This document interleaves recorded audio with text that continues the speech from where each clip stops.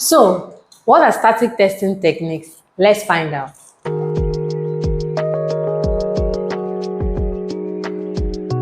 Hi guys, welcome back to my channel, and if you're new here, I am a QA engineer and agile coach. Static testing is a test level as stated in the previous video. Today, I'll be discussing the techniques used in performing this type of tests. Static testing is the process of examining software documents and related artifacts without executing the actual code. Static testing techniques include reviews, checklists, and static analysis. Reviews are formal or informal evaluations of software artifacts, documents, or code, where individuals or a team identify and correct defects early in the software development life cycle. We have 4 roles in review: moderator or facilitator. The responsibilities of a moderator involves planning and scheduling the review, guides the review, meeting, or discussion, ensures that the review stays on track and objectives are met, manages the review processes, including documentation. Author or developer. This person creates the work product, example, the code, document, or design, presents the work product to the review team, addresses questions and clarifications during the review. Reviewer or inspector. The responsibilities include examining the work product thoroughly, identifies defects, issues, or improvements, offers constructive feedback, and asks questions and seeks clarifications. And lastly, we have the recorder or scribe. Responsibilities include documenting issues, comments, and decisions made during the review, records actions to be taken after the review, prepares and distributes the review report. Types of reviews. We have inspection. This is a formal type of review where participants thoroughly examine the documents or code to find defects and ensure adherence to standards.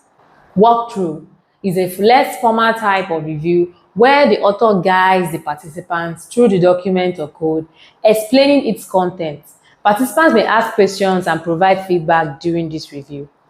Technical review is focused on technical aspects such as design, code, or architecture.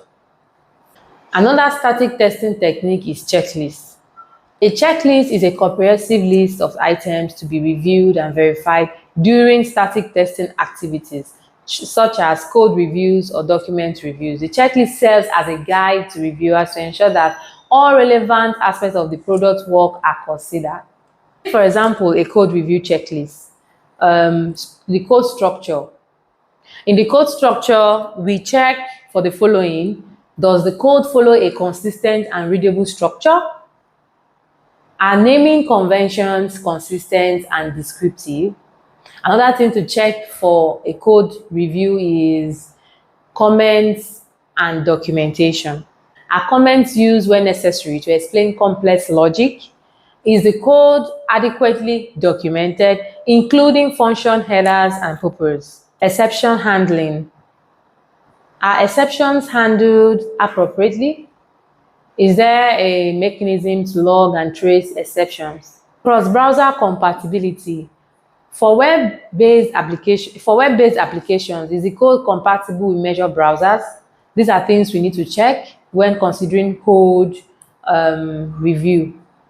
Another type of static testing techniques is static analysis. This is a software testing technique that involves examining the source code, design, or documentation of a program without executing it.